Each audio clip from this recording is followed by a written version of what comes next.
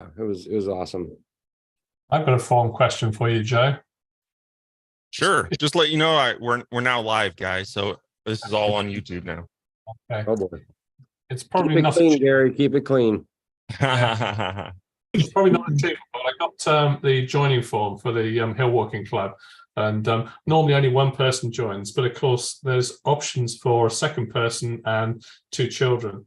Now that's fine because on the application form I use accordion, so of course they only see one line for second person, first child, second child. But when it gets emailed using the email stacks, of course they get a lot of blank lines. If only an adult, applies, and then further down the form, you've got their address and the contact details. Is there any way that if a field is empty, it doesn't get sent to the email stacks? There probably isn't, is there? Because email stacks doesn't do anything really, other than just put the data out. Yeah. So if they leave a field, you're populating the data from the form. Yes. Okay. So that uses mustache. Right. Okay. So if you were to use the little mustache syntax for if this field exists, then populate it. So it's basically the if you look at the blog list layout rule, okay, it will show you an example. It's basically curly brace and then hashtag and then the name of the field, close curly brace. Okay. And then after your content, you could do curly brace / name of the field, curly brace. Mm-hmm. Does that make sense? So you'd have to type that in the email, right? So that if effectively, yeah, I'm say it again. In the email template. Yeah, in the email template, exactly. Yes. Because Foundation will process that as mustache, so you have to have that syntax inside your email template. Okay. And the guide is where in the where here? Here we're on Zoom. I can just show you, right? All right. Hold on a second. Move these Zoom windows out of the way. Okay. Rapid Weaver.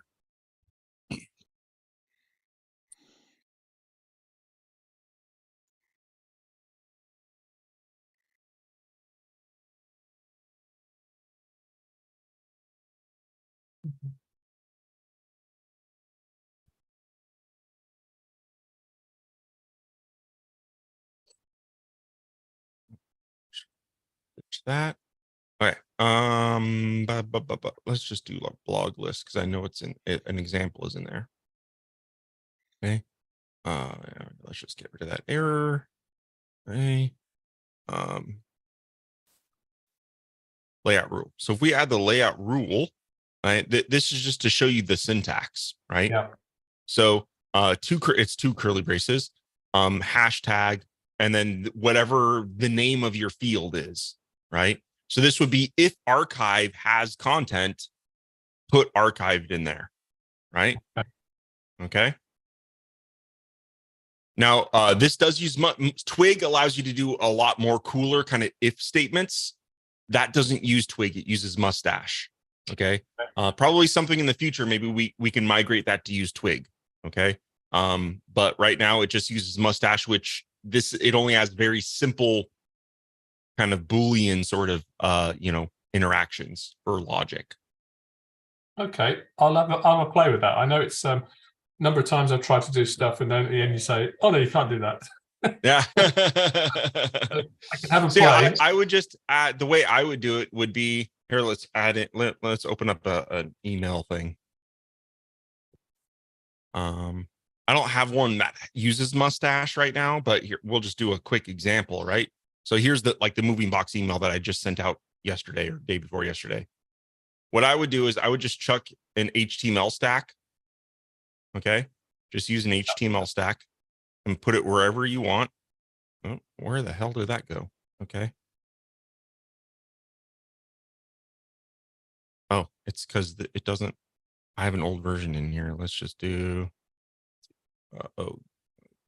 Groove once in. Okay. I got someone I don't recognize his name who wants in, guys. Uh-oh. Oh, with no We're camera. gonna go for it. I think I've nailed kind of like the only way to get to this link is in the community or if Yeah. you got the email. So we'll have to see. Okay. Who's got the screen recorder going? Yeah. Okay. So HTML. Let's go to email. You can just use the HTML stack from there. All right. So you use the HTML stack here, and then you just do,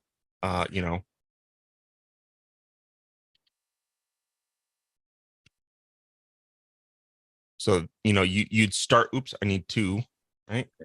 Yeah. And then what you do is you just copy that, and then wherever you want to end that logic, you would just then change that hashtag via slash. Okay. Make sense? Yeah. So I'll have a play. wait. It just make the form a bit tidier. I'm I understand. Yeah. I mean they haven't said anything, they haven't complained. It's just that, for my neatness, you think, well, I see that field's getting reported. It doesn't have anything in there. It should just not be there. I totally get it. The OCD, we all have it to some extent, right? Indeed. Yeah, thank you for that. Excellent. So I literally right before we jumped on this, I published the first moving box basics video. So for some reason, my audio was like super hot during the first like minute of that.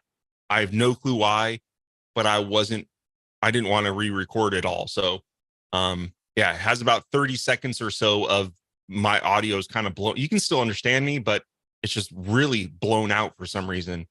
So sorry about that. I put a little disclaimer in the video, but it was a pretty good video. The one feature I did add yesterday, let me go ahead and actually here, let me share that.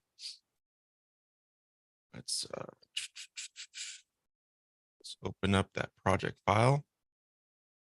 So while I was building this basics video or recording it, I was just trying to hey, let's build a basic slider. And it didn't do what I felt, a basics video should have. Like I was like, oh yeah, this will just work. And it didn't work. Let me show you what didn't work, right? So I'm just going to delete this slide styles right now. All right, let's show you this. Oops, and it went over here. All right.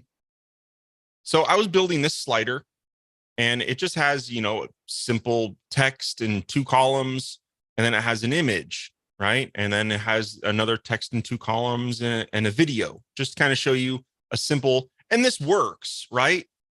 But like being a little nitpicky, like this content here is like up top, right? And then it like, this is, it doesn't just work perfectly, right? Because everything is not lined up well.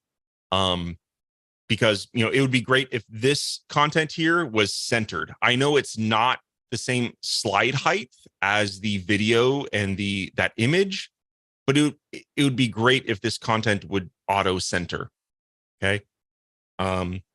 So what I added was the ability to, if we add in slide styles, okay, there you can now just set an aspect ratio.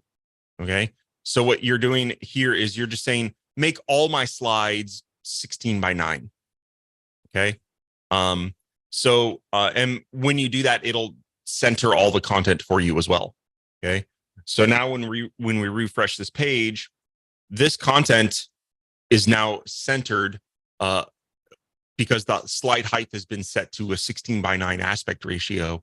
So it can now auto center that content for us, so that it all looks a lot nicer. Yeah, right? That's awesome.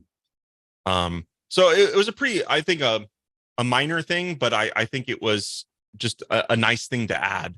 So I added that yesterday, and I think that makes this basics just a little bit nicer, or a lot nicer actually, right? So there we go. Good job. That's cool. Yeah. Yeah, I fixed a bunch of other little things. There are some oddities in the UI of the nav arrows thing. So I actually removed the white background, because if you like had white arrows, you could never see them, because I hard coded the background to be white, and there was no reason to do that. So I just removed the background from that, so you can see your arrows no matter what color you choose. Very cool. I think that was about it. Someone did this morning. It was the easy fix, but they were using Total CMS to populate, and basically they only had one image in their gallery, and it was still showing the arrows and the dots, but they only had one image. Now you might want to think, well, why would you have a slider, like you only added one image. Yeah, that's your fault. But I mean, what if like you just wanted it a little bit flexible, where it's like, well, I only have one image right now. And so basically what Moving Box will do is, if you only have one slide, it won't display the arrows or the dots. So a little nice to have thing. It was super simple to add. So I shipped that fix this morning. No settings, just automatically. If you have one slide, it won't show the arrows or the dots, which makes sense because there's nowhere to go. Right. So Joe, I haven't had a chance to play with it that much yet, but I ran into one little problem when I was trying to just take what you had done and then just replace some stuff on it. Mm-hmm. In the demos, the background stuff that you put in, all of that, those were just color backgrounds and stuff that were defining it, but they weren't pictures. Now you had other pictures in there that you were sliding in and out, and you had headers that you were sliding in and out and doing all that stuff with. But when I tried to put a picture in as a background, as opposed to just a colored background, Mm-hmm. I was having some trouble, and like I said, I haven't had a chance to play with it that much, so I didn't know if it was just a matter of Z indexing, or there was an issue. Because I mean, the thing I was thinking about doing was through Total CMS, having on the admin page a place where a person could put X number of images that they wanted in their header slider, and Mm-hmm. then the text that would go into the H1, H2, whatever, headers, and Okay. then I could just simply animate that stuff.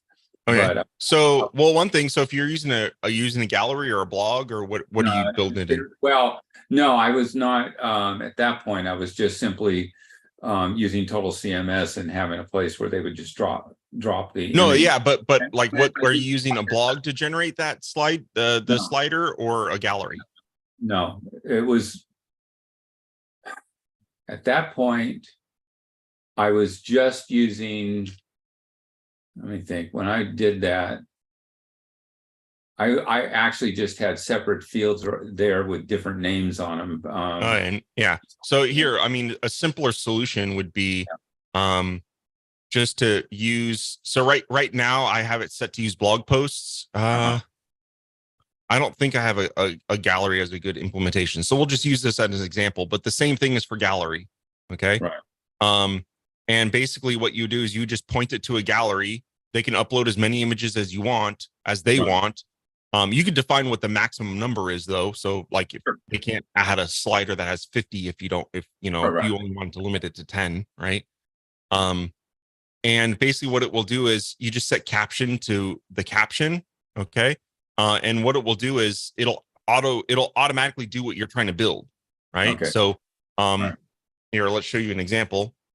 So this is using blog. Now here, this is kind of, on the bottom of the slide, but we can change that so we can make it center or make it cover or something like that, right? Well, basically I was trying to replicate what you did, where you were going from slide to slide and your stuff was coming in from the top and sides and stuff. I was trying so you're trying to replicate this slider. Yeah, basically what all I did was you're trying to replicate this. but I was just trying to change that background to be a picture as opposed to just color. Okay. So I was- So yeah, I mean, what you would do there is you would have to have in your slide, you would just put a class, and then that class, you would have to use a background swatch to add a background image. But that's what I was trying to do. And Okay. that's what I was trying to do, and I had a problem with it. Now one problem with that is if you are building everything like I'm doing here using Target. Yeah, I didn't okay. change. The only thing. So one trick here is if you look here, okay, so let me back up. One thing that's about Target. So like, let's take this example of this first slide here. Right. Okay. Let me turn off autoplay so we could just, this has nothing to do with Moving Box. This is a Target thing. Okay. Right. So every piece of content inside this slide is put there with Target. Okay. This image is positioned exactly there with Target. This text is positioned directly in that exact location with Target. And that background image is actually placed there with Target. Okay. So I'm going to go inside this wallpaper, and I'm going to set the height to auto. Okay. Now let's see what slide 1 looks like. All right. It looks like crap. Right. Okay. And the reason for that is the way Target and positioning things, what's called position absolute. Okay. We're positioning in Target, we're setting this to be positioning relative to a parent. Okay. Here, relative to parent stack. Right. Now, what that does is that removes, so anything that's inside Target or a position swatch, okay, or anything that uses a position swatch, think of it as it being taken out of the content area. Now, let's say we have a container on a web page. That container, what determines the height of a container? Somebody answer that. The content, right? The content that's inside of it, right? So if we have an image, the size of that container is going to be whatever height of the image is, correct? Right. Okay. Now, when we position something with Target, whatever that content is no longer has any impact towards the height of its parent because it's floating on top of it. It's inside, but it's floating on top. Okay. So it has zero impact towards the height of that parent. Okay. Does that make sense? Okay. Mm-hmm. So let's go back to that example. So in this example here, the way this is working is I actually have a height set on wallpaper. Okay. And I have it set to be 45% the height of the browser window. Right. So, so if we preview this again, okay, this blue is wallpaper. Okay. And that is set to have a height. Okay. Right. And obviously this content can now be seen because I'm positioning it within that. Right. Okay. So with that said, the reason, if you were using what I'm doing here, where Target is, all the content is inside of Target, you would potentially have no height. Okay. Now, if you do use Target, you could just have your image there. You don't need to have it as a background image because Target's going to position it on top anyway. Does that make sense? I think so. I mean, so you would have a target that you put your picture.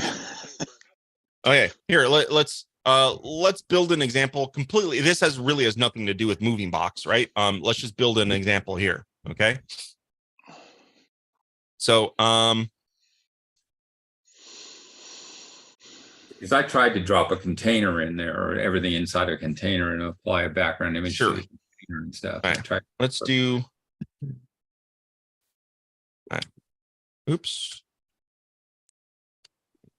All right. And let's remove the path. All right. So here I have a container. I just set the background to black so we can see it. Okay. And let's go ahead and add a couple things. Right. I need a background. Okay.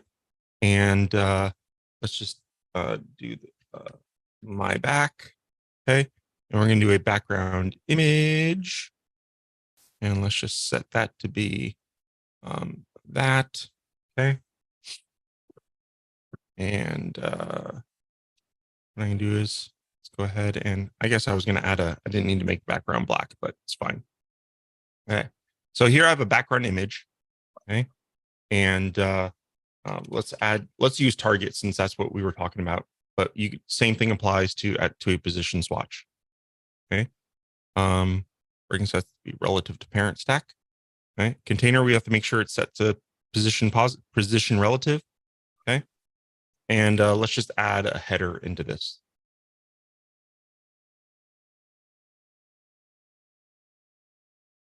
Okay. And this is going to be here. We'll center it. It's going to should be perfectly centered within that. Okay. That's our content. You see nothing, right? There's nothing there. Okay.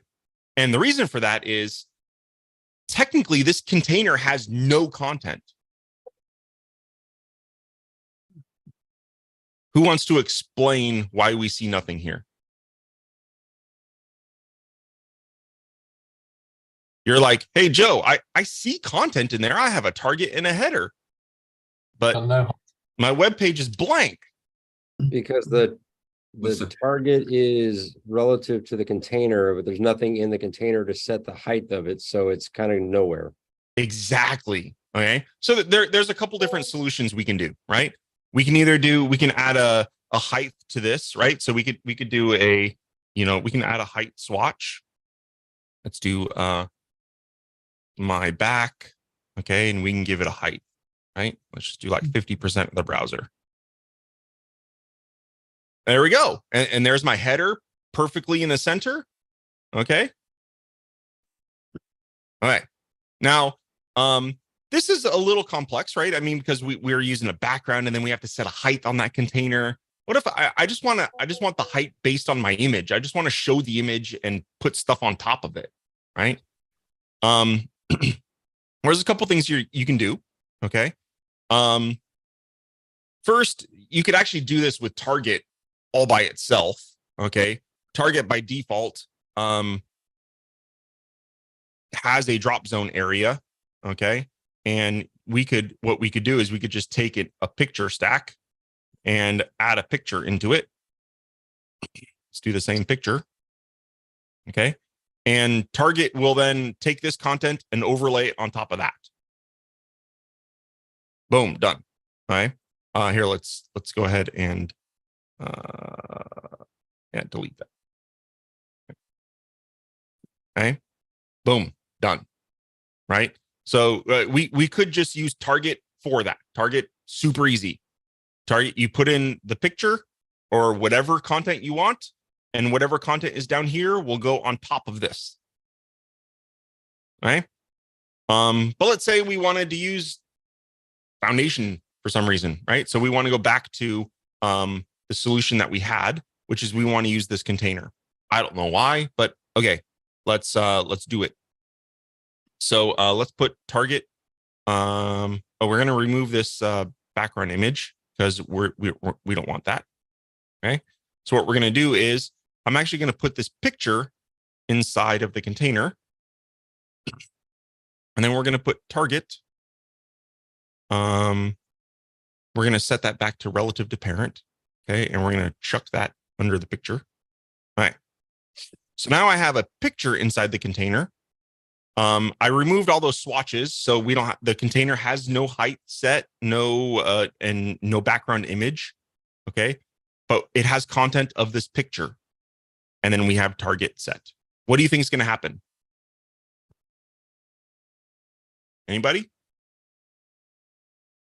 How will it look? Will it look different than this?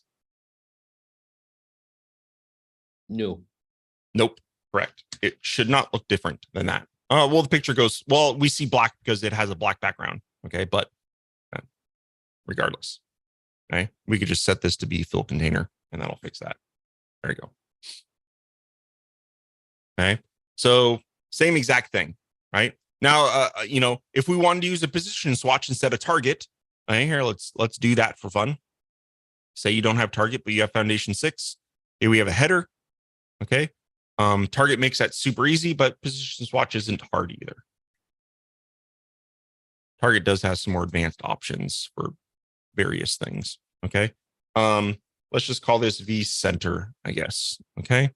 And we're going to be relative to parent. And then we're going to do top 50, left 50, and we're going to center the origins. And oops, I think we need to up that Z index. Just do a little bit more. Oh, what happened there? Oh, I didn't put the class. That was a V center, header, V center. Boom. Okay. Does that help you out, Bob? Well, yeah, I mean, I understand that, but you know, like I said, what I was trying to do was using moving box and put in and have the header have a slideshow, just like you did. Yep. Okay. So now at that point, we can then go and then what you would do is you want to animate the header, right? So then you would just put in your MB animate.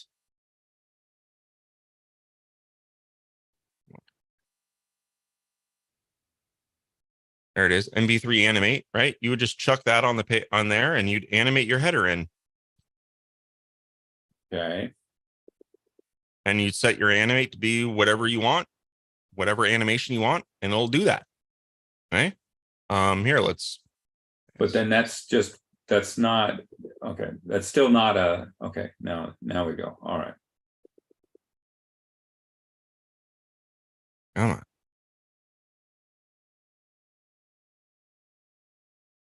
Right. Here, I'm just gonna make multiple copies of this slide. Right. Okay? Yeah. And,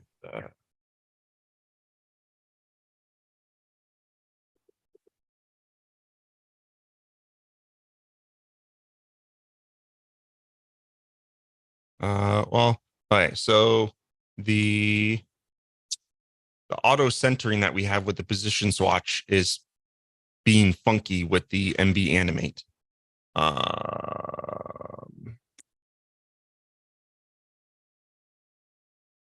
Yeah, like I said, the only thing I just said, well, he's got this whole thing set up, so let me just do this one thing and replace the background with a picture and leave everything the same. And that's when I and then I was. So I mean, the solution, if you have this set up, you just need, you need to make sure that the height of your container is set to height or something. So add a height swatch because you weren't seeing anything.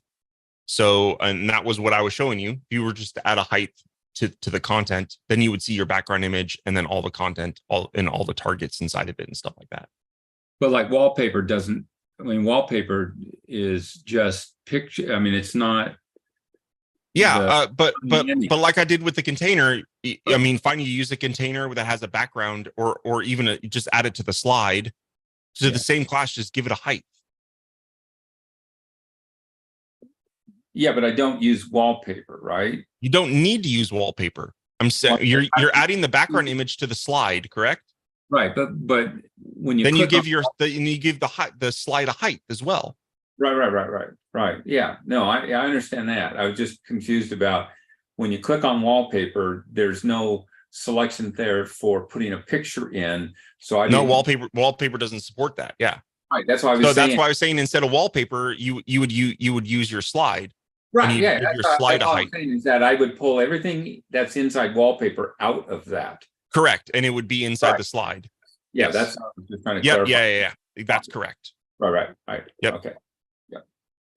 That's what I thought I had to do, but yeah, I just hadn't had time to try it yet. Okay, yeah, give that a shot. Yeah. Cool. Sweet.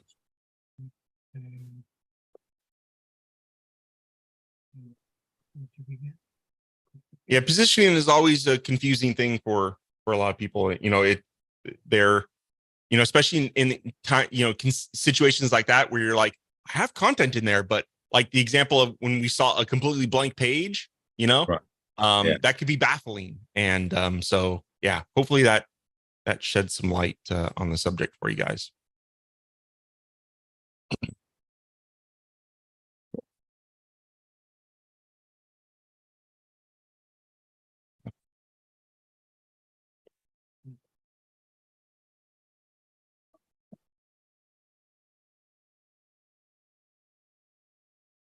Sweet. Anything else, guys? But you did mention apps for developers. I was just curious, like which app are we going more web design, like code? It would be web designers, which we need to be designers as well. I mean, so it definitely would include apps like Affinity and Pixelmator, right? If anyone's curious on what apps I use all the time, we can kind of go through that. I was thinking maybe next week I would do apps for web designers, but we can chit chat about that now. It'd be interesting to see maybe people use stuff that I don't. Yeah.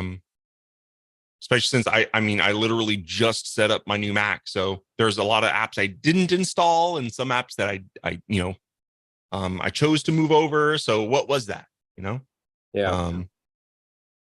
Here, let's go ahead and Also too, how, you know, maybe a good lie would be, you know, workflows using the different apps. sure. Yep. I just want Stacks Pro and Scott stuff. Okay.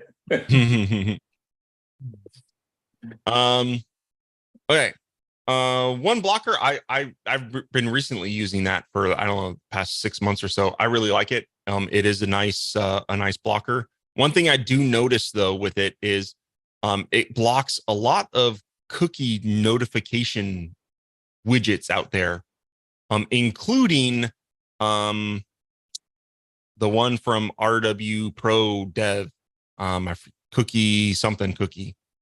It blocks his. I've told him about it. It's been about 6 months since I told him that he still hasn't fixed it. But yeah, it blocks. So if you're using that one and you know your visitors use one blocker, basically it makes your website inaccessible. Okay. Here, let's find it here. Let me show you. It's quite crazy. So let's go into so RW, the rwpro.dev. Yeah, rwpro.dev is this site. And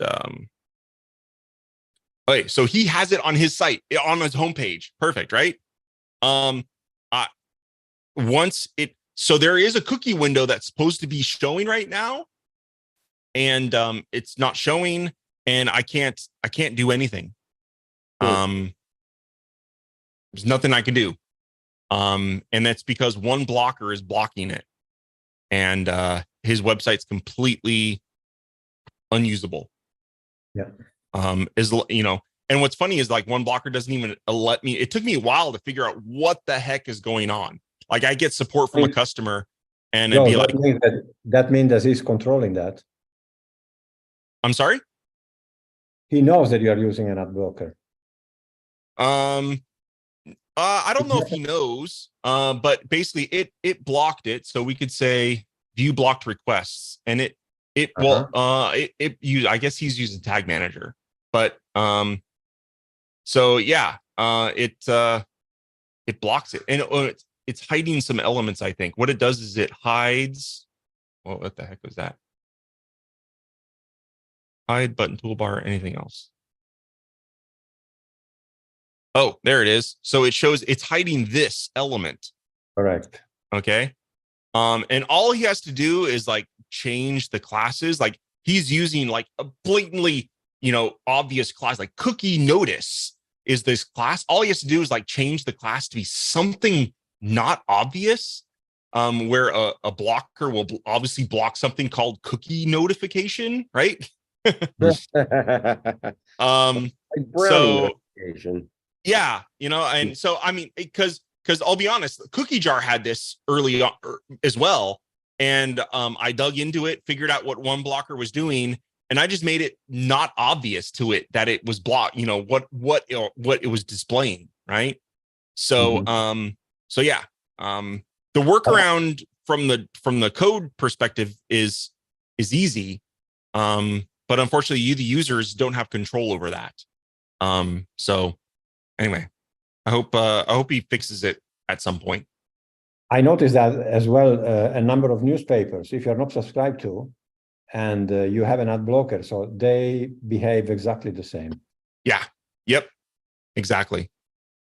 So yeah, if you ever go to a website and then you're like, you can't interact with anything, it's probably because if you have a blocker turned on, it has some, you know, some notice that it's being hidden. Yeah. So there we go. You all know the Affinity suite. Pretty good. I tend to use Designer the most because it's you know, a really good vector editing program. Photo, I tend to, instead of using Photo, I tend to reach for Pixelmator for some reason. I don't know. I like Pixelmator. So I own Photo. I own Publisher as well, even though I'm not sure I actually have ever used it for anything. Yeah. Sticking to design apps, like I love Alfred, but I won't chat about that. Art text, no, skip that one. Blocks, skip that one. Okay, so Better Touch Tool.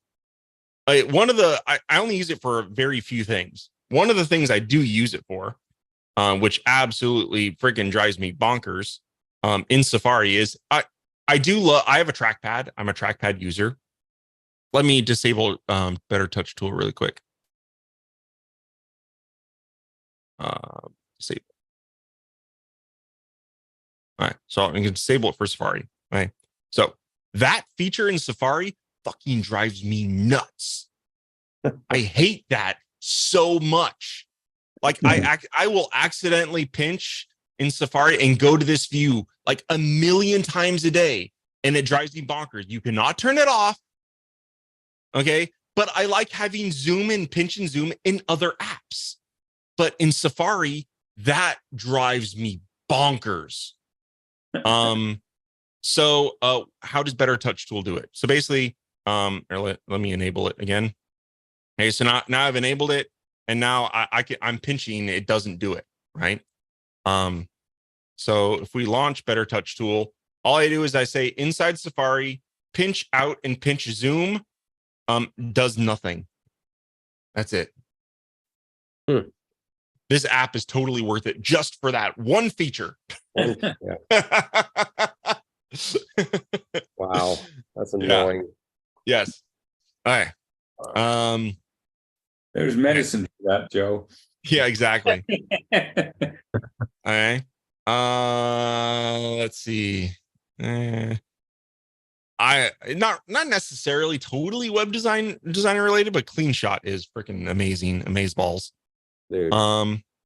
You know, another thing I should talk about is apps I've gotten or decided not to use, or replaced apps that I was using in SetApp. Because if you guys saw, I don't know if you guys noticed, I plan on maybe creating a post about it because it kind of pissed me off. But SetApp changed their family plans at the beginning of this month. I had 2 Macs on my account for 4 years, and they changed their family plans so that only 1 Mac was allowed. You're allowed 1 Mac and 1 iOS device, and they just removed my laptop from the account. And I was like, you've rendered my laptop almost useless, because half the apps I use on a regular basis are from SetApp, and now I can't use any of them on my laptop. And they were like, sorry, basically. I did some math. I spent $720 with them over 4 years. For all the apps that I was using, or replacement apps that I would need, would cost me a little less than $200. So in the long run, SetApp is going to cost you a lot of money. And I didn't care for their customer support and how they handled the situation. So I closed my account last week, or actually it was on Monday. Closed my account on Monday, rebought all the apps that I love, CleanShot was one of them. I really love CleanShot. If you do screenshots on a regular basis, it's expensive. I mean, I spent $50 on CleanShot for a screenshot tool, but it's really good. It's worth it. Okay. It was, by the way, I think it was $30 per for a Mac, $50 for two. So I have my laptop and my desktop. So it was $50 for both. Okay. So there we go. It's comparing to Snagit. Yes. It's like Snagit. Yeah. If you guys are wondering, like, one app I did like in said app was Clean My Mac. And Clean My Mac on its own is expensive. It's a subscription. So I use this app called Cocktail instead. I've actually had Cocktail for years. Clean My Mac's interface is a little bit nicer. Cocktail is just very rudimentary. Here, I'll launch it so you kind of see it. So today I decided to cancel my subscription to Clean Mac. Oh, okay. Immediately when I did that, they proposed me 50% discount. Funny. Where's Oh, here it is. So Cocktail's interface, it's not, all colorfully and stuff like that. But I mean, it's very, it gets the job done though. It actually does. It has more functionality than Clean My Mac.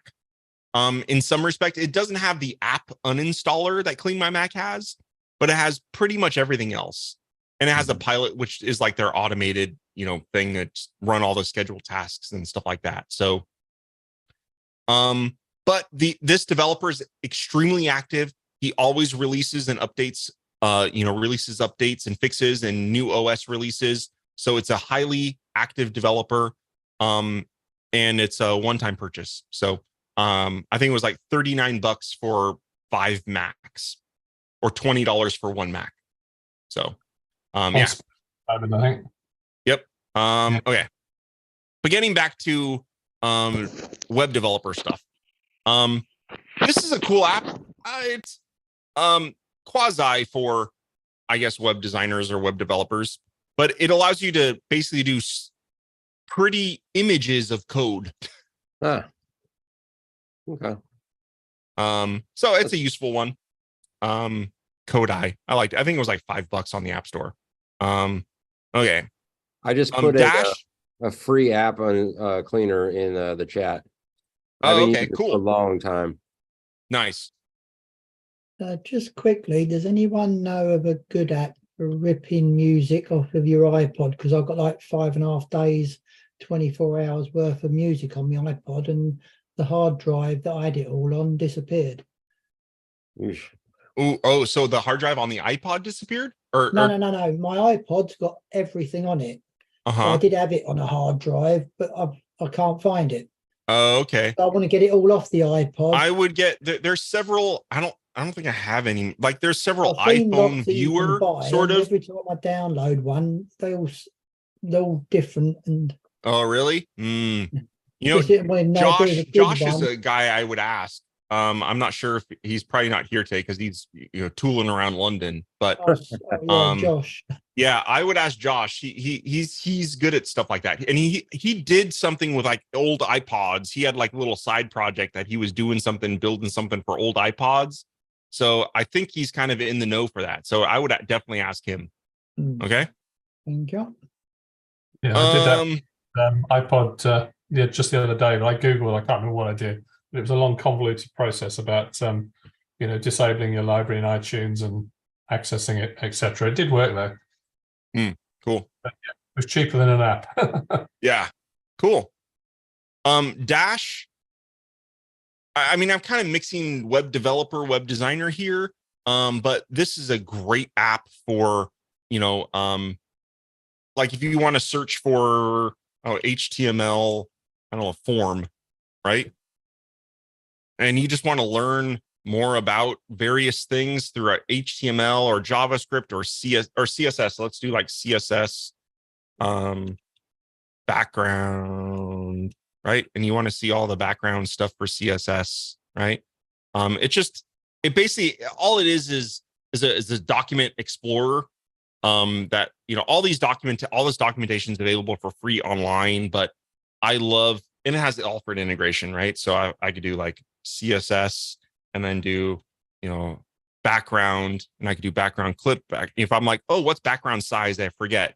And there it is. It just takes you immediately to the documentation. So I love this app. I think it's gotten a little pricey over the years. I've just kind of kept up with the updates. But yeah, I love Dash. I think it's great. Yeah, you've been using it for a long time. Let's see. Da-da-da.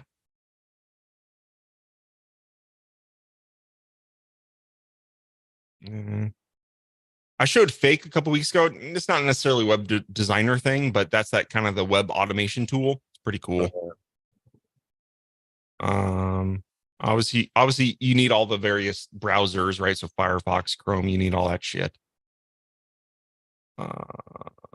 Man, you still use Handbrake? Very seldom. You even have a DVD drive hooked up?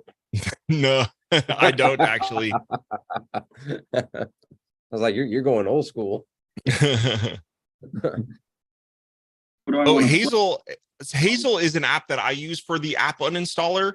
If you guys don't know what Hazel is, again, not necessarily a web designer app, but basically it watches for example, so it watches my downloads folder, and if it finds any project file that has an RWC extension, it just renames it to RW8.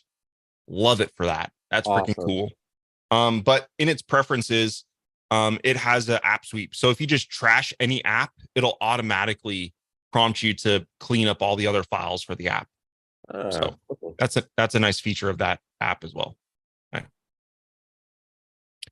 History Hound, it's web related. I'm sorry, say that again. So other companies are using that the other way around, right? What do you mean? Other companies that are doing development, we'll say, take that the other way around. Yeah, they could be. History Hound is a cool app. Not necessarily it's web related, but basically it stores all of my web browser history forever. And it's in a quick search database. So if I want to find, a web page that I remember visiting 6 months ago, super easy to find in History Hound. I like that. Let's see. Image Shrinker. I've talked about Image Shrinker before. It's an image optimization tool. I think it's the best one out there, especially for JPEGs. And it's free. So, yeah, great app. Image Optim. Oops. Apparently I haven't launched it on this Mac. I need to re-download it. But I used to use this one for PNGs and Image Shrinker for JPEGs. But Image Shrinker added support for PNGs now. So I don't know. Image Optim is becoming less of a requirement for me, but it is a good tool too. Okay. And I've gone over both of those in apps or live streams I've done for image optimization and stuff. MacGPT, I think everyone should be using ChatGPT now. It's pretty good. And MacGPT is my preferred client for it. It's just a native. I mean, it just loads the web interface. It also has a native interface, but yeah, it's just an app that dedicated app for using ChatGPT. I think it's great. Yeah. In GPT-4, it's crazy. Here, let me see if I can find a snippet of. So I've been using it instead of like Googling for little code snippets. I just use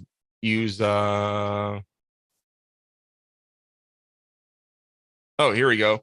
So, I was lazy to develop this on my own. So I was like, ChatGPT, I need a function that does this for me. And it just, not only does it spit out the code, but like it explains everything, which is pretty crazy. So like for someone, I mean, for me, I'll be honest, most of the time I don't read the descriptions. I read the code and I know exactly what it's doing.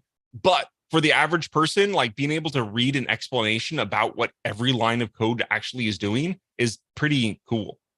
Yeah, and this functionality is in GPT-4. So, and yes, it's a paid, it's their monthly plan. Pay But $20. it's 20 $20, yeah, $20 a month.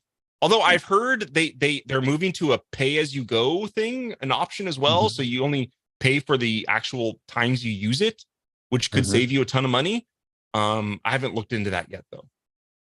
So anyway, I like Mac GPT. There's a ton of AI, GPT apps out there. That just happens to be my favorite one. I've tried 3 or 4 of them. MindNode is I think an amazing app. I don't use it all the time. Let me show you something that I do use it for.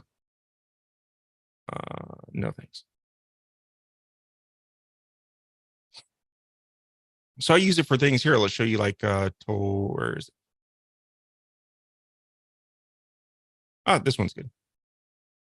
So like this kind of maps out a lot of my Zapier connections. Like a lot of the Zapier automations. So it just gives me like a visual tree tool for that. Other things I use it for. Let's see. I have here is a picture of all the technology used at Weaverspace. Okay. So it's pretty nuts. But this is all the tools, and basically I've mapped out everything for Weaverspace. So this is what I use for support. These are all the marketing and analytics stuff. Some of them I own, but I don't necessarily use right now. AI copywriting tools. So this is just a way for me to kind of see everything that I'm doing and help me analyze things. Right. So that's a cool little use of MindNode.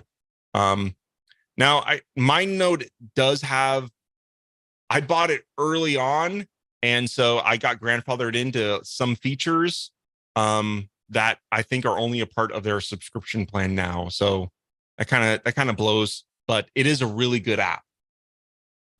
So okay. I've been off social media semi. I kind of got back into Mastodon a little bit recently, but NetNewsWire helps me stay abreast of tons of blogs. So I've been using NetNewsWire to keep up on top of various developer blogs and stuff that people have kind of lost track of since the whole everyone left Twitter thing, right? So yeah, I've kind of re-embraced RSS, and NetNewsWire is completely free and totally awesome. So NetNewsWire.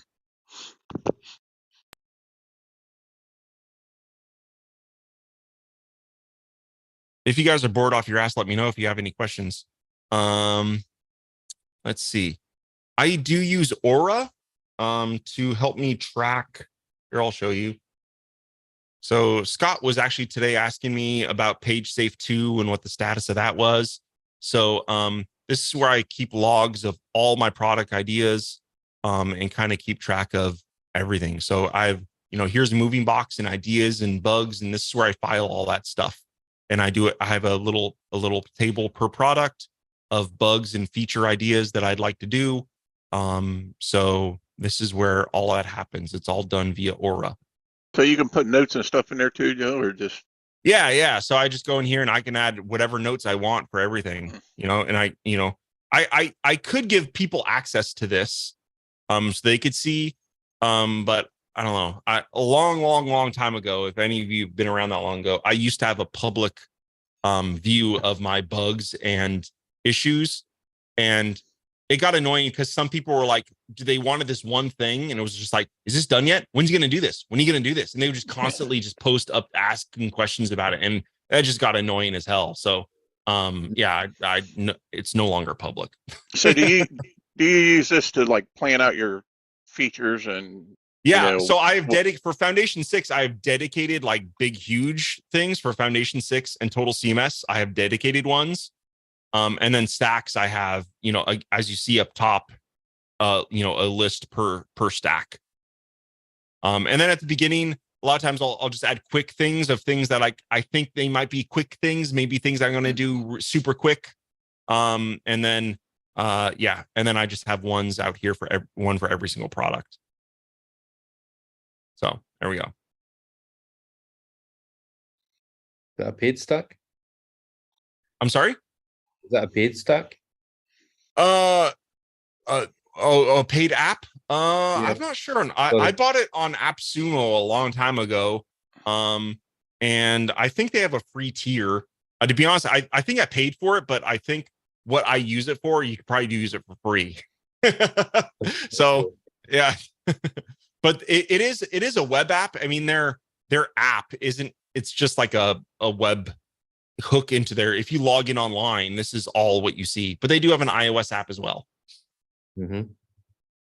I think Chris uses Aura as well, if I remember correctly. Okay. One thing, it's more of a productivity thing, but I enjoy it. Up here, I actually need to take moving box 3 off, and let's move this to. Okay, so it just adds a little. I don't know if you guys can see it up at the very top. It just kind of adds one thing. So it's when you look up there, you're like, this is the one thing I should be working on right now. So just a little reminder to yourself of the one thing you should be doing. I think this was a freebie on the App Store, and I don't know, kind of like it. So it's super simple. Again, it just whatever you type shows up in your menu bar. That's it. Okay. PDF Squeezer. I would say this is a web designer app. If you are displaying or using PDFs, this app is amazing at reducing the size of PDFs. It's really, really, really good. So yeah, check out PDF Squeezer. This was one I used. I discovered it and used it via SetApp, and then I bought it on the App Store. So PDF Squeezer is pretty good. Permute, I've used it for years. I got the latest version via SetApp, so all I do is pay for the upgrade. But if you want to use some of the latest video formats that aren't necessarily available via, export tools, like let's say you wanted to use WebM video, Permute will let you export to that. Okay. So some of the newer edge, video formats for web, Permute will support exporting those, whereas most other tools just support MP4. So there we go. Pixelmator, we talked about it a little earlier. It's kind of my design tool of choice if I'm not doing vector graphics. Plist Edit Pro, if you're doing JSON files or stuff like that, I know it says for Plist. It is pricey. I think it's like $40, but it is rock solid. If you notice up here, I always try new ones that come out. OK JSON was the latest one. The app was interesting, but I don't know, it's not as reliable as Plist Edit Pro. So, I think OK JSON, it was like $20 a year, and I was like, no thanks. Maybe it wasn't yearly. I don't know. I don't want to bang it. It was the interesting UI, but I don't know. I still like Plist Edit Pro. I get along fine with the down and dirty cheapo Plist editor. Oh, okay. Oh yeah, the one with the great icons. Yep, the same. I skipped over Easy CSV Editor. That is a great app. The same guy makes a Plist and a JSON editor, and they're like $2, or something like $4, or it's super cheap. You get them all for I think I don't know if it's $10 or $12. You get all. I think you can buy. I do own all of them. But so yeah, those are great. I think those are no-brainer apps. If you want to do those feeds and things like that, and CSV CRUD, because they actually does it properly. Yep. Yeah. This, a lot of, with CSV files in particular, you can edit them in numbers, but then you have to export it. And sometimes the import and export, to CSV kind of gets a little funky. Maybe some of your characters don't translate well, or so yeah, this just edits and saves the raw CSV. So yeah, CSV editor is great. I'm not sure why I skipped over that one. Thanks for popping that one into my brain. QR Factory, if you want, actually, this guy, his website is actually made with Foundation and Stacks. So yeah, here, let's see. Let's go check out his website. Where is his website? Is it help? Oh, here we go. Yeah, here we go. This website's made with Foundation.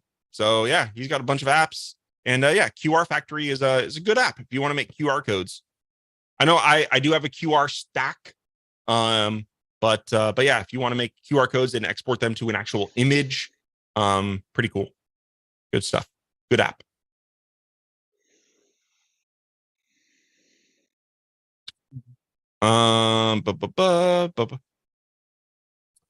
Rapid API is if you want to test, this is definitely an advanced thing, right? But if you want to test things like APIs and whatnot, let's see, what do I have recently? Oh, so funny enough, I was helping a friend of mine out, actually my brother-in-law, and he wanted to like see if we can automate the submission of this form. So basically, it just allows you to generate raw like post and get requests, and you can test it out, and you just run that request. Oh, and obviously it doesn't work anymore, but anyway, it's basically like a way of testing APIs and post requests and get requests and webhooks and stuff like that. So if you need something like that, this is pretty cool. It used to be called PAW, P-A-W, and they renamed it to Rapid API last year. Right font, I think I talked about this, I don't know, pretty recently. So this is a great font management app. When I migrated to this new Mac Studio, I used to be using an app called Font Explorer, and that app is no longer under development. So I went looking for a new one, and Wolf led me to this Right Font, and it's good. It's very good. I like it much better than Font Explorer. So there we go. Let's see, Retro Batch. I've done some live streams on this. Really cool. I don't think I'm not sure where all my automations are. I haven't used it since I migrated to this Mac, but it allows you to, do image automations. So you can take one image and automate it and create 5 different versions of that image, all resized for you and converted to WebP or PNG or JPEG. So it's just like a little automator tool for images. Super cool.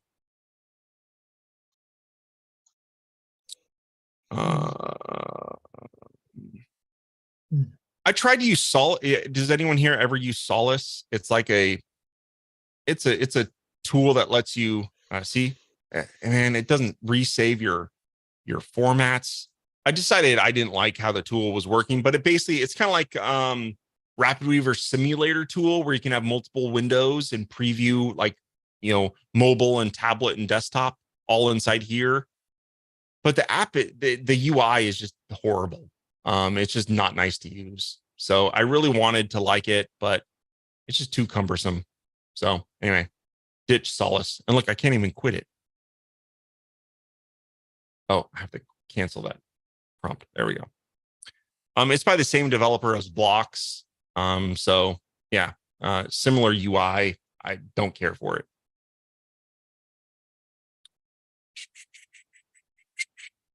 Transmit, obviously, if you're using something like Transmit or Forklift, that's a requirement. I think that's a no-brainer for everybody that's here. I think that's about it. There we go. I was down the lanes. Oh, I totally missed. Somehow I missed Color Slurp. Okay, so I've started playing around with a new workflow. When I moved to this Mac, I thought, let me try something new, because I like the idea of using a color tool. So this is Color Slurp, by the way. Okay, and it's just a better color. I own probably every color tool out there. I like Color Slurp. I think it's nice. So anyway, one thing I want to use a tool like this, because I can save my color palettes and they sync across multiple machines. And I don't know, I just like it. it's nicer than the color picker, right? And you've probably all known that the color picker, like in EOS, sometimes it gets funky. Okay, so what I do is I do have a keyboard shortcut for launching RapidWeaver. It's caps lock R. Okay, and what I did is, if no matter where I'm at, if I just hit caps lock here, let's just minimize all this, right? If I hit caps lock R, it'll automatically open a RapidWeaver and automatically put color slurp over here at the corner for me. I do that with a tool called Keyboard Maestro, those automations.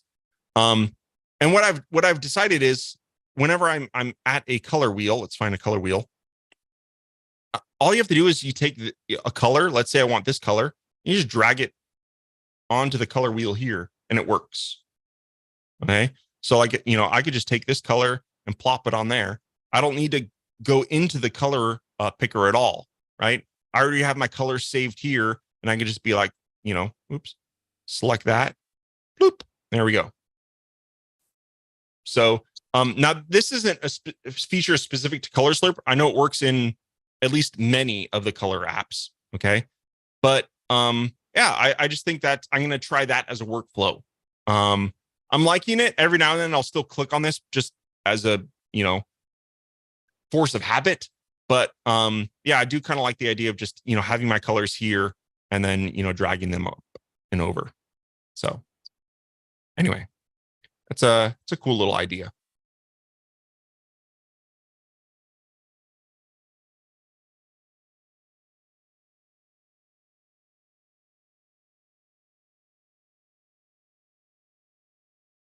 Anything for file comparison?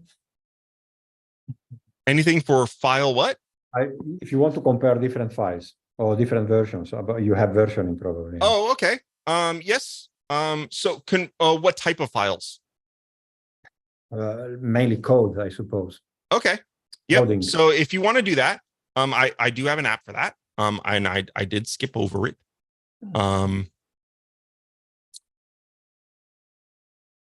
Okay. So the app that I use for that is called Kaleidoscope. Now, I am using I'm using version 3.9. They want me to upgrade to 4.1. They've moved to a subscription model. And I'll be honest, I don't use this tool enough. While it is a really, really great tool, I don't use it enough to feel I can pay a subscription for it. But it is a really good tool. With that said, a free version, if you just install Xcode actually comes with yeah, it comes with one. File merge. Yep. Xcode comes with an app called File Merge, and basically you can compare to here. Let's have a look at it. How would I do that? Okay, let's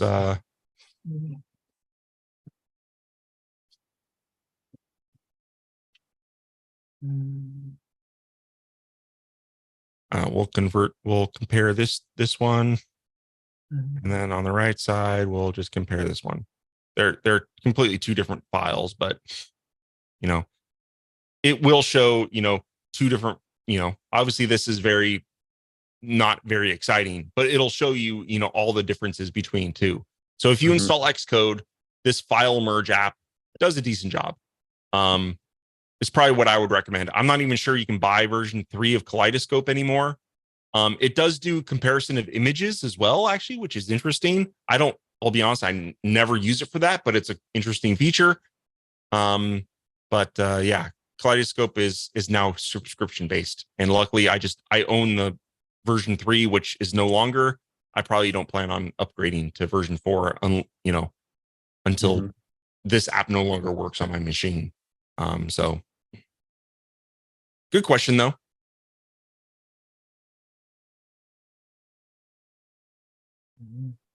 Any others?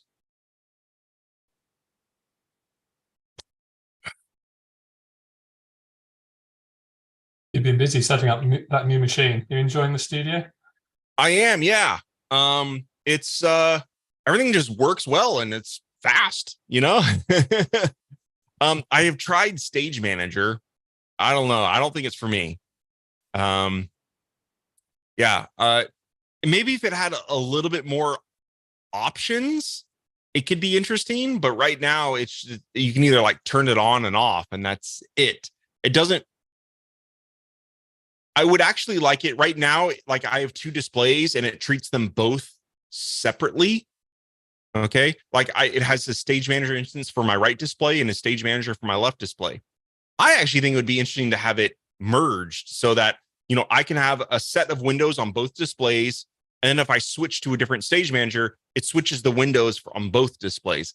I think that would be interesting. But When I tried it, it kept screwing up the position of the stuff on my other display, on my second display. Yeah, it doesn't seem to be doing that for me. It does keep everything as is. But yeah, it just wasn't for me. Maybe they updated. I haven't tried it for a long time, but when I first got it, I tried it and it just wrecked my second display every time. Yeah. I use it. Resolutions. Sure, and I switch it off when I'm using Zoom because it gets really complicated about where the windows are and what's going on.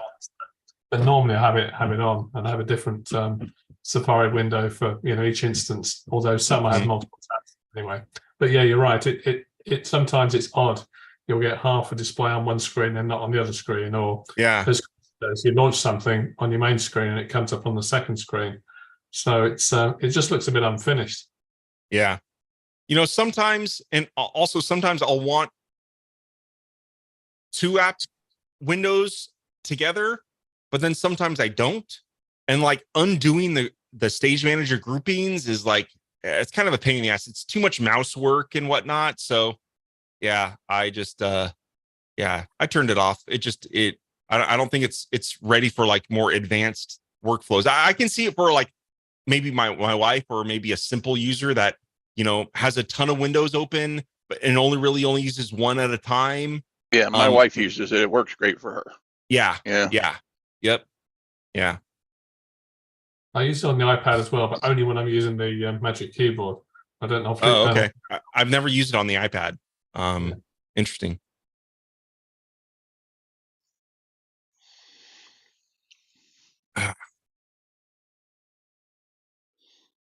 Sweet. Anyone working on anything fun or cool? I don't know how cool. Special deal of the week is good news, Joe. I'm really enjoying that. Thank you. Oh, nice. Yes, Total CMS is the deal of the week.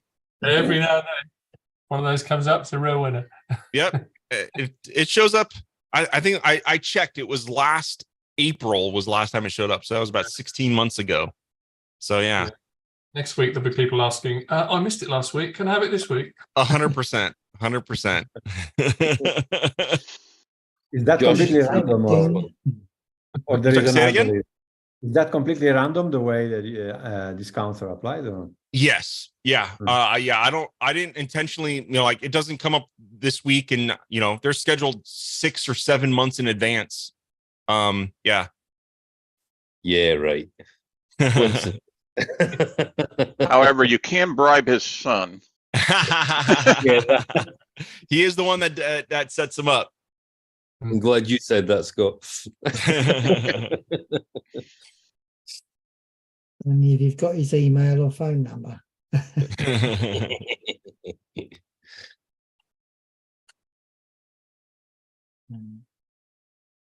No, I think I shall wait for CMS3 because I like the idea of Twig. Yeah, I agree. I think it's going to be amazing. Yeah, I never noticed it in that app though.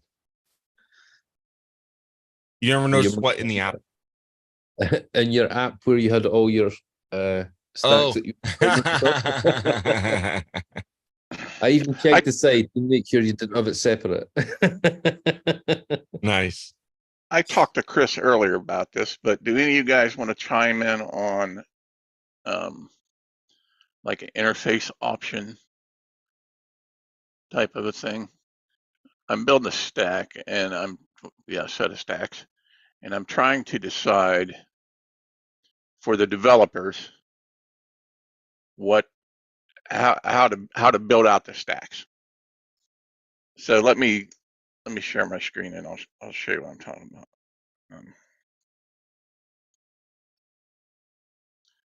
I can find the damn button. Hello. There it is.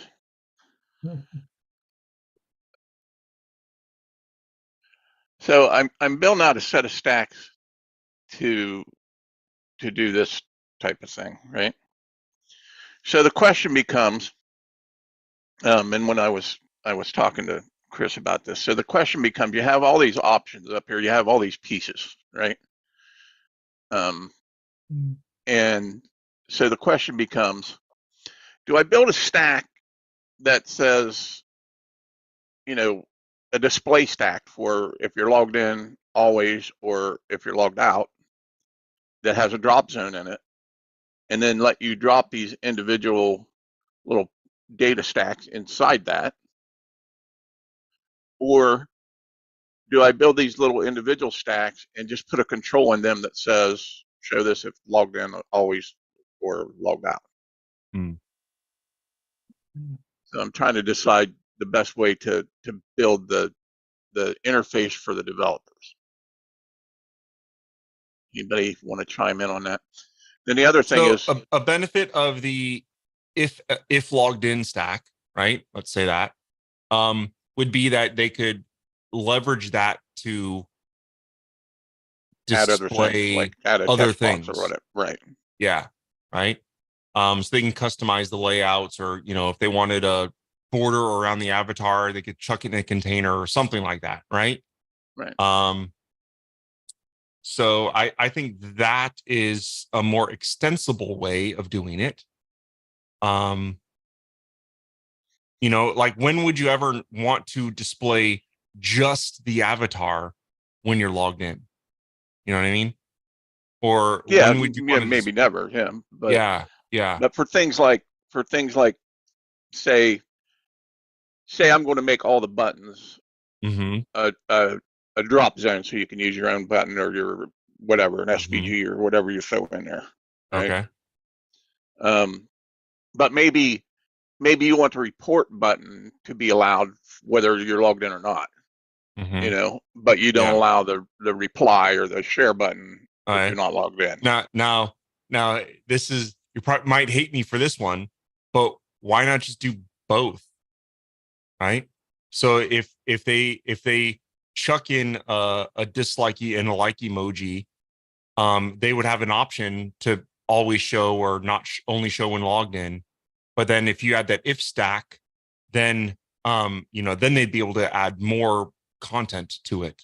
But which one overrides them? Because then you could get into a situation where they have one set to yes, or one set to logged in and one set to always or something. Yeah, well, if it's set to always inside, because I'm thinking it's a nested if statement, right? So if you have the if stack, say if logged in, then it basically, anything inside there will only display if logged in. So basically it's, but then if you were to say if logged out inside the if logged in, then you'll never see that particular item because, well, you're the dumbass that set that logic up. Well, right. That's what I'm saying. You can, it's possible that you could have conflicting. It's possible, yeah. Conflicting logic. But yeah, it would be nested. So if you put something that would never show inside of an if logged in, then that's your fault. That's how I would build it. I'm trying to prevent support issues, Joe. I knew he was going to say that.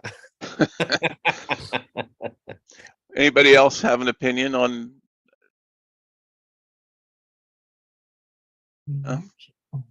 Unfortunately, Joe made the silly comment. Why not do both? that basically shut me up. If you wanted, okay.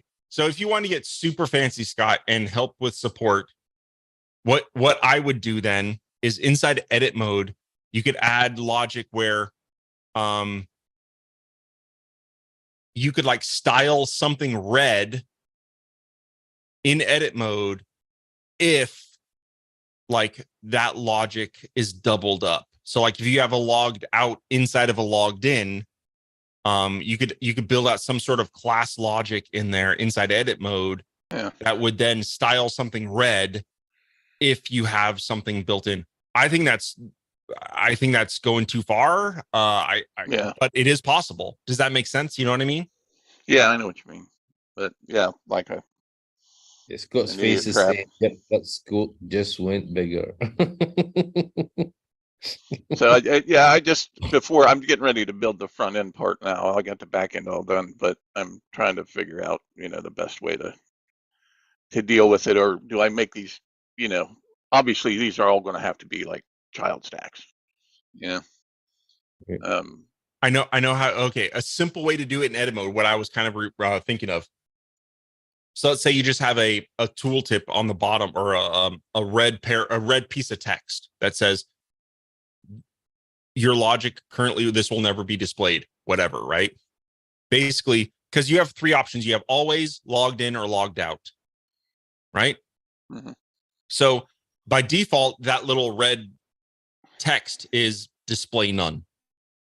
But if you ever have a combination of logged in class, logged in space, logged out, then display block.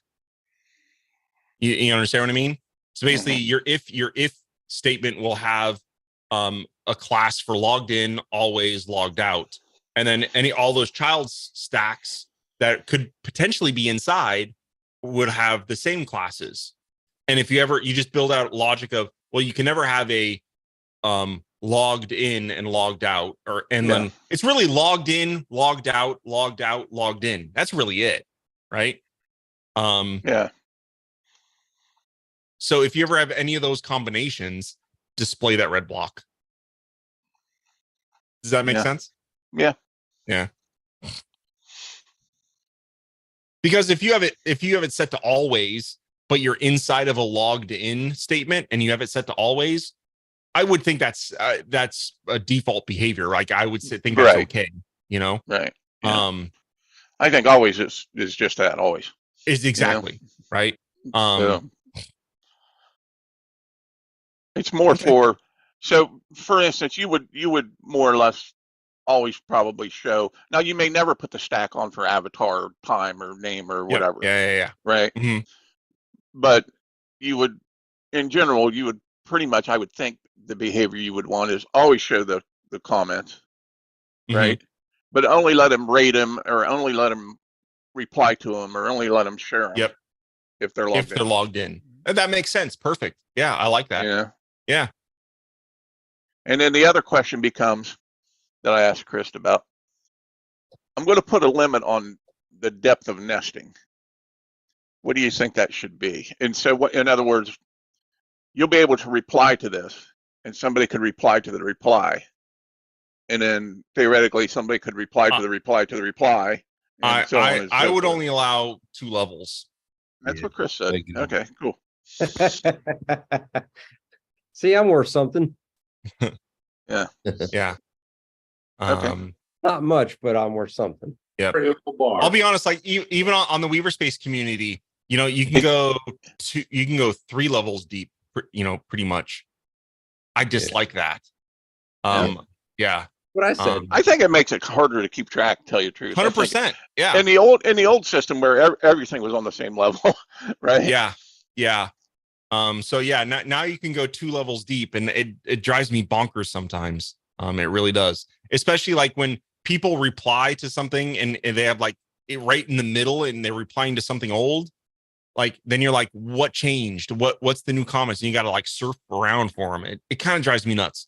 But with that said, a lot of times if someone does have a targeted comment to something above, it also does make sense sometimes. So yeah, I can see why they have it. But yeah, I definitely wouldn't go more than that second level. That's it. I'll give them 0, 1, or 2. Yeah. Okay. The reason I was asking is because it'll definitely slow it down. The deeper it gets nested, it'll get slower. No doubt about it. Yeah. Yep. All right. Cool. Consensus. There it is.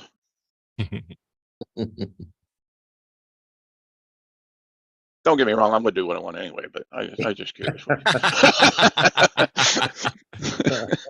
And in terms of the if logic, don't ship the parent if stack, just ship them inside the thing and see what people want. See, maybe they're happy with having just it on the avatar and the button levels.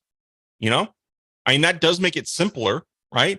And I mean, because then that centralized if logged in stack, while it's easy to make, assuming I don't know how everything's built, but I would assume it's not difficult to make. You can always add that in an update if people feel the need to have that. You know what I mean? Yeah, or even just have it as another stack, Yeah. that they could use for other purposes, like like agent if, something like that. Yeah, well, more along the line of, if they're not logged in, say you don't want them to be able to see any of the comments if they're not logged in, then you can put, if they're logged in, show them the comments. If they're not logged in, show them the login form. Yeah. Type thing.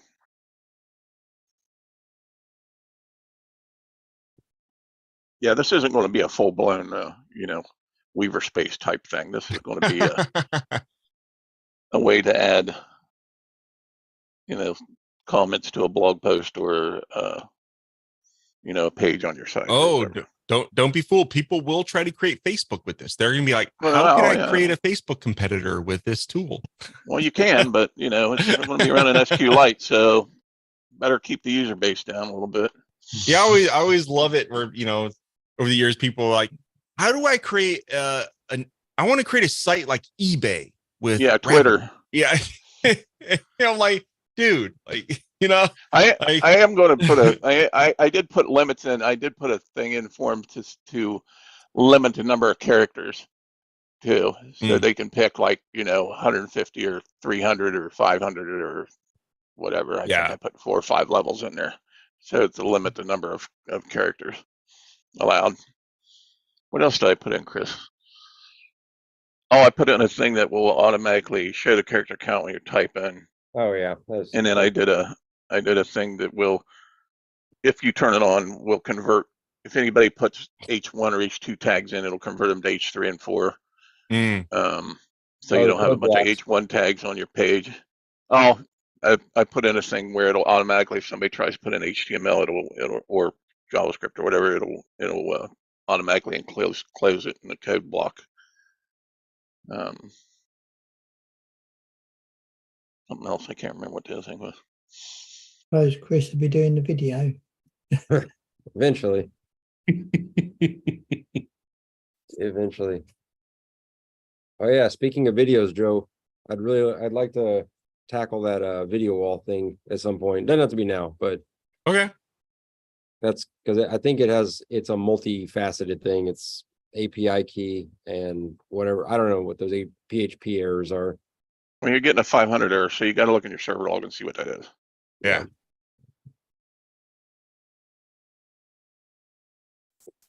And then little people in Abu Dhabi won't bug you all the time, eh? Yeah. I swear you're the only one that looks at them there. You should go to just Site Guru or Stacks Guru. Yeah.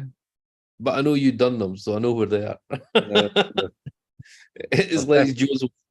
Stacks Guru does allow you to filter by developer. Oh, Habibi, I like to watch them all. I watch them all. Look, Sean.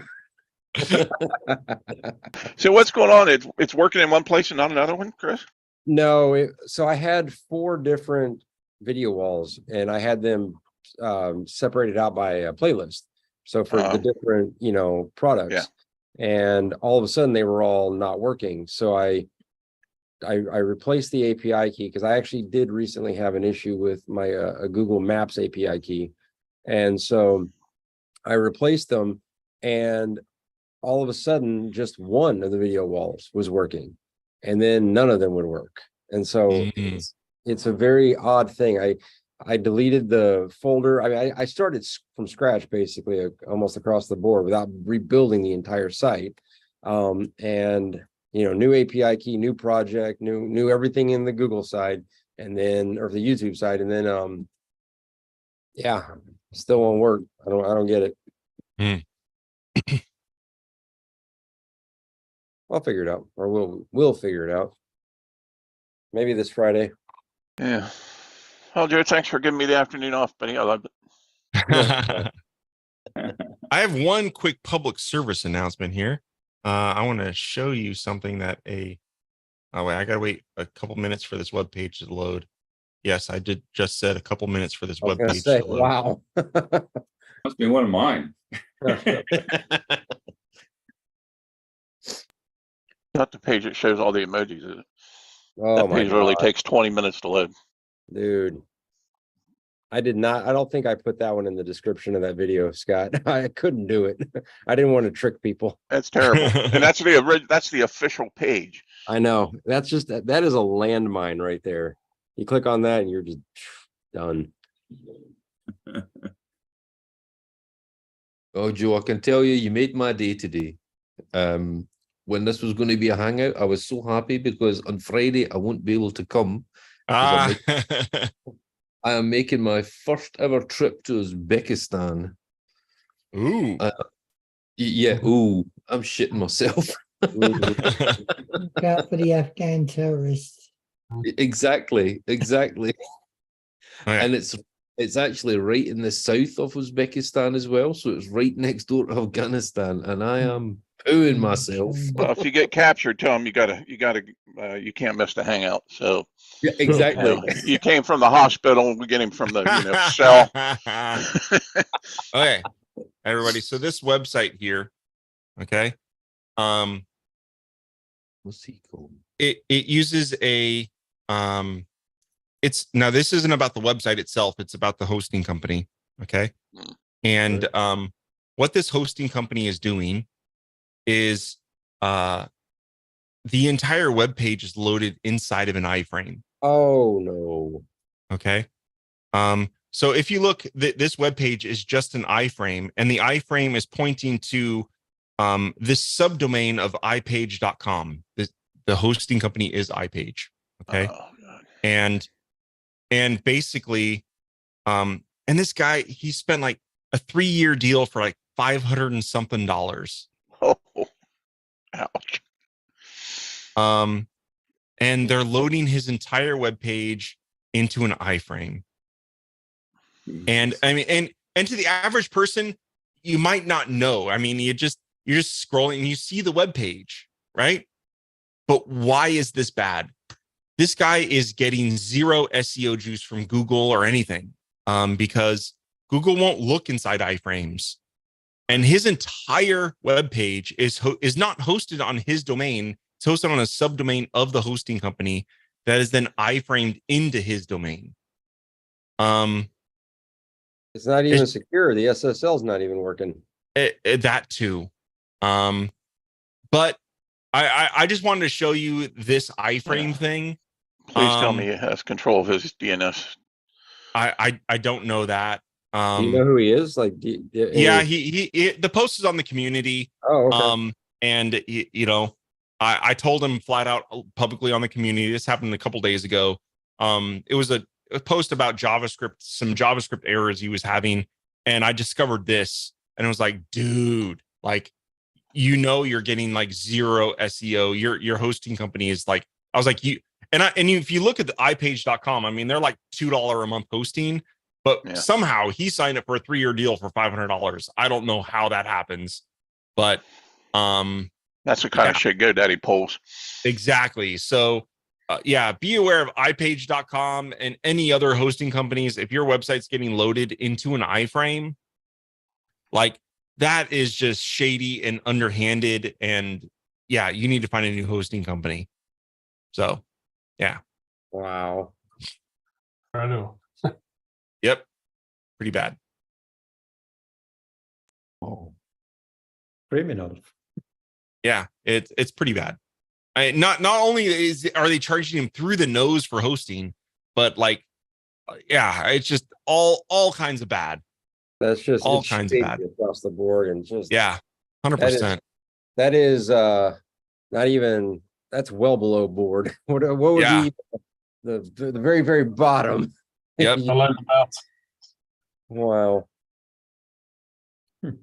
Yeesh. So just for everybody that, anybody who uses forms, I had an experience that Joe helped me out with yesterday. It's pretty amazing, actually. I have a client who uses an email marketing software, and the form submissions that you get, as like hey, someone submitted a form, are crap. They're just not good. Zero information. And I couldn't get Zapier to work with it, just for whatever reason. Their hookup is not working right. And so I need to get this done, by tomorrow, actually. And the only requirement that they don't care what the form looks like or where it is. They just want to get email notifications with the form submission information in it. Fine. So just the power of Foundation 6. I was able to create the form on their website, preview it, and then get all the IDs for everything and recreate it in Foundation 6. And it has 1,000% more functionality than their built-in forms. So now I can basically do anything I want with it, and it works. It submits, sends the information. It goes into the CRM, and it will now connect with Zapier. It's just amazing. So yeah, never discount F6. Yeah. That's my public service announcement. And you can make it look however the hell you want it to look. You're not, limited to their form styles. So Cool. all right. With that, I'm gonna go home. You guys have a good one. I'll see y'all Friday. Take care. Bye. Ciao, Chris. Sweet. Well, any other questions or comments, or anyone need any help before we call it a day? We know you said my homepage was not looking good on a big screen. You guys take it easy. I'll see you on Friday. Oh, see you later, Doc Bob. Say that again, David. I'm sorry. Yeah, sorry. You said something on the forum. It was on the Weaver space. You said that the homepage where I had the reviews was getting clipped or something on a big screen. Oh yeah. Uh-huh. Yeah, I've actually changed it, but obviously I can only look at it on a 21.5-inch screen. Well, yeah. What was the domain again? I don't remember off the top of my head. One second. PWA. No, I'll put it in webdesign.uk. Yeah. Hold on, I'll put it in the chat. Might take a sec. Got it. Go down there. Chat. Command V. Gosh. I just changed the layout a little bit. So rather than being 2 columns, it's just one big column now. Oh, okay. Uh. There, let me show you what I'm seeing here.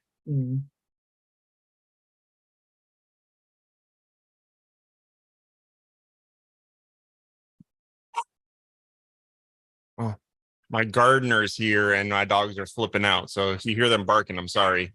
Okay. Oh, obviously. So now that, oh, Jesus. One second. Yeah, originally the one above and the one below were both on the 2 column. So I've made it separate. So if you right here, if you look here, like see this PWA kind of gets cut off a little bit. I don't know, maybe it just needs some padding or something. Yeah. I'm not sure exactly what it is. Yeah, I can see what you're saying now. Yeah, because when you preview it does that. Yeah. And it doesn't really matter the width. It looks like it doesn't happen on smaller devices, but yeah, maybe it's just a padding thing. I'm not 100% sure. Yeah, I'll have a look at that tomorrow as well. Sweet. At least I can see it more clearly. Yeah, cool. And I did actually. I was playing around with feeds today, so I was playing around with the sort of like getting sort of filters and the preloader and everything. So I got all that done today. So Sweet. I got like on the one I've got like that path one, which goes all the way down. In the bottom, I've just done, rather than having feeds constantly showing, you just hit the button for like easy CMS, and it's all one CSV file, but it just shows the easy CMS.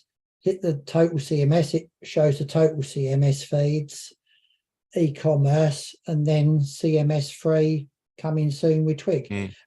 Cool. Scott, I just had an idea. Like, what if, because your review stack, when you integrate it with feeds, they can like integrate all the data, the raw data. What if you just had like a pre-made like little, review? Here's a review that has all of your layout, so that they can just add it. Huh? It does have that already. Oh, okay, cool. I was just thinking, so then if they want to integrate it into Movingbox easily and just use your pre-baked little review layout, it could just create a slide for every single, review. Does that make sense? Yeah. I didn't try it with feeds. I don't know if it would work that way or not. I'm trying to think how it works. My pre-baked one I'm talking about. Yeah. Oh, okay. Just an idea just popped in my brain now. But it does come with like a little pre-baked layout, but everybody kind of likes to build their own thing. So that was the whole idea of putting in feeds. Feeds, you can. That's true. Yeah. If they didn't, Well, but then, I mean, with feeds, then they get to integrate it with things like Movingbox and stuff like that. So yeah. Well, I didn't see the point of having like a static page with just loads of reviews on it. I like the idea of it scrolling across them. Or like I have on foundationstacks.com, right? Yeah, it takes up their space. I have the Horizon. It's Horizon, right? That kind of does the horizontal scrolling. Same thing. You could use feeds with that potentially, and then integrate integrate your reviews into that.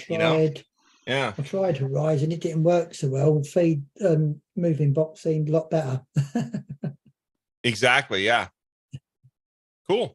All right, guys, I'm out. Wait. Yeah, I think we'll call it. Anyone else have anything else before I call it? No, it's a really good show. Thanks. Sweet. Have a great night, everybody. Playing with Scott's CSV tooltip thing now. Cool. Thank you. Take care, David. We'll see you guys on Friday. Take care. I'll see you.